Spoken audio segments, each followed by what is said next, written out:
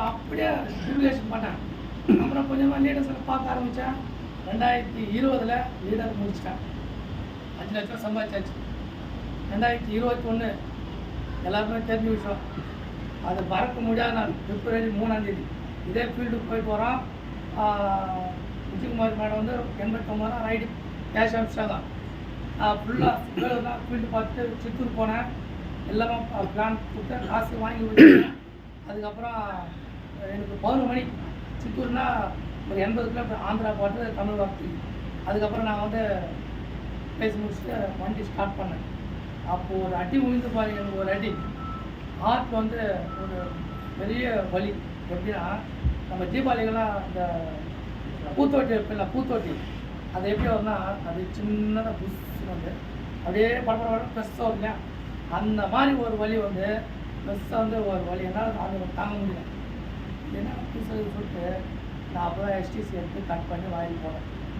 இதே மாதிரி தான் நானும் நினச்சேன், சரி எஸ்டிசி சாப்பிட்டுவேன் நம்ம போயிடலாம் அப்படின்னு சொல்லிட்டு வண்டி எடுத்தேன். ஒரு 4 கிலோமீட்டர் தான் போயிருப்பேன். அப்படியே மறுபடியும் அதே வழி. ஆஹா, நம்ம இது மாதிரி போக முடியாது, இது போனால் வெறும் காடு தான். அப்படியே யூட்டன் போயிட்டு போய் பார்த்துட்டேன். யாரோ ஒரு வீட்டாங்க, அவங்க எடுத்து போயிட்டு ஹாஸ்பிட்டலில் சேர்த்தாங்க. அவங்க எல்லாம் செக் பண்ணி பார்க்கும்போது ட்ரீட்மெண்ட்டாக இருக்குது, இவங்க வேறு எங்கன்னா பெரிய ஹாஸ்பிட்டல் போனாங்க. என்னை கூட்டின்னு போகணும் ஹெல்ப் பண்ணுது. அவர் எப்போ வராது. ஆனால் நான் ஏதோ ஹெல்ப் பண்ணி ஹாஸ்பிட்டல் எடுத்து விட்டேன். அதையாச்சும் அவராச்சும் அப்படின்ட்டாங்க. அப்புறம் அங்கேருந்து நான் சொல்லி சிஎம்ஸ் வந்தாச்சு. வேலூர் சிஎம்ஸ் ஹாஸ்பிட்டல் வந்துட்டு அவங்க எல்லாம் செக் பண்ணி பார்த்துட்டு ரொம்ப மோசமாக இருக்குது. ஏன்னா அவருக்கு வந்து ப்ரெஷர் ஓவராக இருந்துச்சு. அவர் வந்து அந்த வால் வந்து பிரிஞ்சுருக்குது. ஆப்ரேஷன் பண்ணாலும் படிக்க மாட்டார். அதனால் வந்து 10 லட்ச ரூபா கட்டுங்க, நாங்கள் ட்ரை பண்ணுறோம் அப்படின்னு சொல்லிட்டாங்க. எங்கள் ஒய்ஃபு 5 லட்ச ரூபா கட்ட ஸ்டார்ட் பண்ணுங்க, நான் இந்த ரிசப்ட் லெட்டர் வாங்கி தரேன், அது வாங்கி தரேன், இதெல்லாம் வந்து நீங்கள் 10 லட்ச ரூபா கட்டினா ஸ்டார்ட் பண்ணுறோம் அப்படின்ட்டாங்க.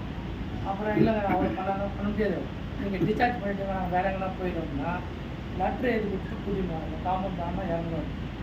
எங்கள் ஒய்ஃபு எங்கள் பையனுக்கு கையெழுத்து போட்டு கொடுத்தாங்க. நான் வந்தாச்சு சென்னை ராஜ்கோட் பார்த்துட்டோம். எல்லாம் அவங்க செக் பண்ணி பார்த்து எதுனாங்கன்னா எனக்கு ரெக்கமெண்ட் பண்ணனால எங்கள் வீட்டு எதிர் வீட்டு பாப்பா வந்து சீஃப் டாக்டரோட அசிஸ்டண்டாக இருக்கனால வீட்டுக்கு அனுப்பிச்சாங்க. இல்லைன்னா மற்ற எல்லாம் மாதிரி ஓப்பன் சர்ஜரி பண்ணிட்டு இந்த ஹார்ட்டு லிவரு பித்தப்பை எல்லாம் பார்த்து டாக்டர் கற்றுக்கிட்டேன். நம்மளை மூட்டை கட்டி அனுப்பிச்சிடுவோம். இந்த மாதிரி 6 பேஷண்ட் நாங்கள் அவுட் பண்ணிட்டோம். தூரம் இறந்துருவார், தயவு செய்து சீக்கிரம் வீட்டுக்கு போயிட்டு போகணும் அப்படின்னு சொல்லிட்டு சீஃப் டாக்டர். இங்கேருந்து அங்கே இருக்காங்க. எங்கள் வீட்டுக்கு எதிர்த்து பார்ப்போம் வரத்துலையா 4 டாக்டர் எங்கள் ஒய்ஃப் போட்டு பேசிக்கிறாங்க. ஒன்றும் கவலைப்படாது, ஆப்ரேஷன் அப்படியே ஒரு கைட் மட்டும் போட்டு. ஆனால் அவன் கற்றுக்கிட்டு பார்க்குறான், எண்ணெய் வச்சு ஒத்திக்கு பார்க்குறான்.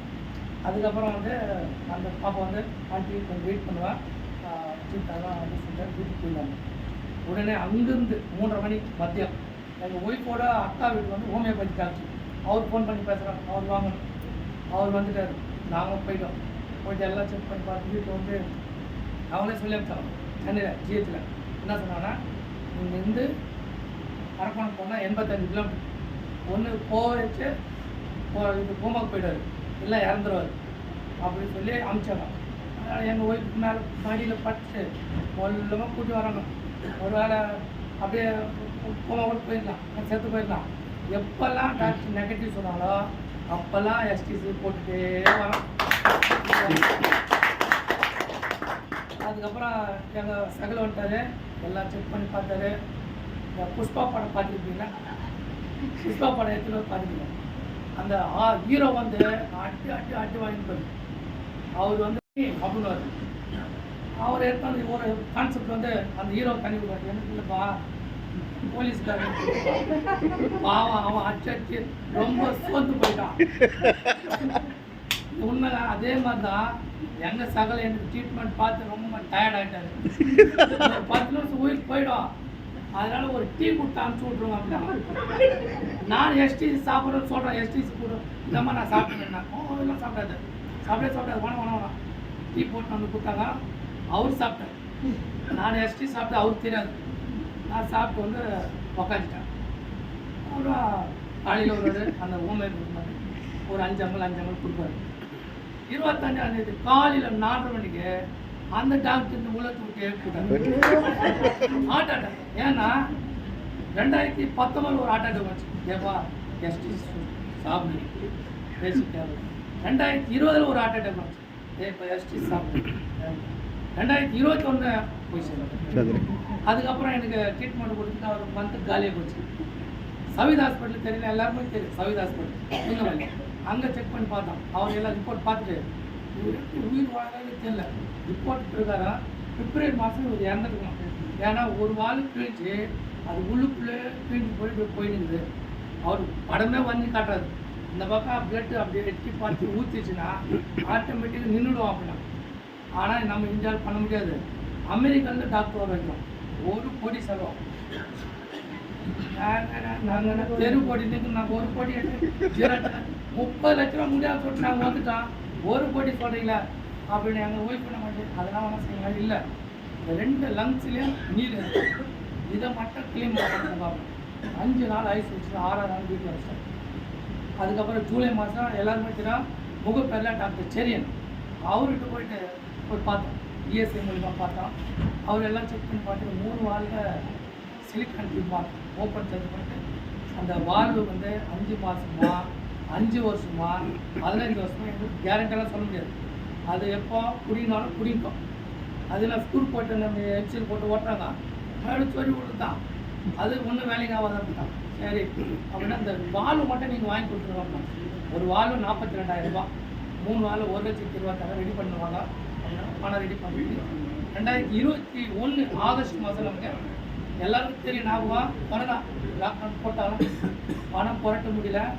அதே மாதிரி கரெக்டாக ஆகஸ்ட் மாதம் 5ஆம் தேதி நமக்கு சூப்பர் லைஃப்பில் எஸ்என்சி ஒரு ப்ராடக்ட் லான்ச் பண்ணோம். சார் சொன்னார், சார் ஹீரோ பேர் ஒன்று விட்டுறா சார், அது வாங்கி சாப்பிடுவாங்க. உடனே எஸ்என்சி ஆர்டர் போட்டு சாப்பிட்டோம். ஆகஸ்ட்டு, செப்டம்பர், அக்டோபர் மாதம் சாப்பிட்டு கொரோனா லாக்டவுனை போட்டாங்க. அதுக்கப்புறம் பணம்லாம் ரெடி ஆகிடுச்சு. நாங்கள் போகிறோம். சரின்ட்டு போய் செக் பண்ணி பார்த்து அவர் என்ன சொன்னார்னா, ஜூலை பார்க்கும்போது 3 வாரம் போயிடுச்சு. ஜூலை, ஆகஸ்ட், செப்டம்பர், அக்டோபர் அந்த 4ல் ஒன்று இருக்குதோ இல்லையோ தெரியல, டவுட் இருக்குது. இன்னொரு சிடி ஸ்கேன் எடுத்து பார்த்துலாமா.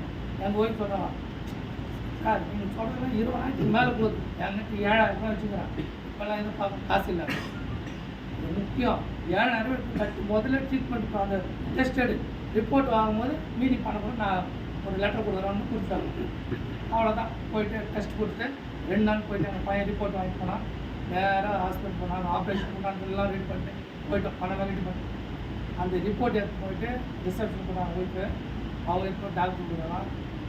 3 டாக்டர் வந்தாங்க. எல்லாம் கை போட்டு எல்லாம் செக் பண்ணாங்க. இந்த ரிப்போர்ட் எல்லாமே கூடி போச்சு. 10 லட்சம் போச்சுன்னா அவருக்கு. இவர்கிட்ட ஒரு 10 லட்சம் வாங்கணும்னு பார்த்தா இவர் எல்லாம் கூட்டி போயிடுது. இவர் ஆப்ரேஷன் தேவையில்லை, வீட்டுக்கு கூட்டி போயிடுங்க அப்படின்னா. இது வரைக்கும் ஆப்ரேஷனே கிடையாது. மேடம் அவங்க சார் தான் கூப்பிட்டாங்க. அந்த சார் பேச கொடுத்து அவங்க ஒய்ஃப் பண்ணுறாங்க. எங்கள் ஒய்ஃப் வந்து நான் வேதனை பாருங்க. எங்கள் ஒய்ஃப் நல்லா பேசுவோம், சூப்பராக பேசுவோம். அவங்க இன்னும் நல்லா சொல்கிறாங்க. கூட நான் திருவண்ணி மாவட்டத்துக்கு எல்லோரும் அவங்க எங்கள் ஒய்ஃப் வச்சு பேச வைக்கிறேன். ஏன்னு சொன்னால் இன்றைக்கி சூப்பர் லைஃப்பில் இருக்கிற மாதிரி ப்ராடக்ட்டு இன்றைக்கி வரும் நிறையா. ஆனால் ஏதோ கம்பெனி சொல்கிறாங்க, நேற்று பெய்ஞ்ச மழையில் இன்றைக்கி பூத்த காலானது. அது இதுவரைக்கும் டெஸ்ட் மணி இல்லை, ஒன்றும் இல்லை. எங்கே செஞ்சாலும் நம்ம அதே தான் வேலை செய்ய போகிறோம்.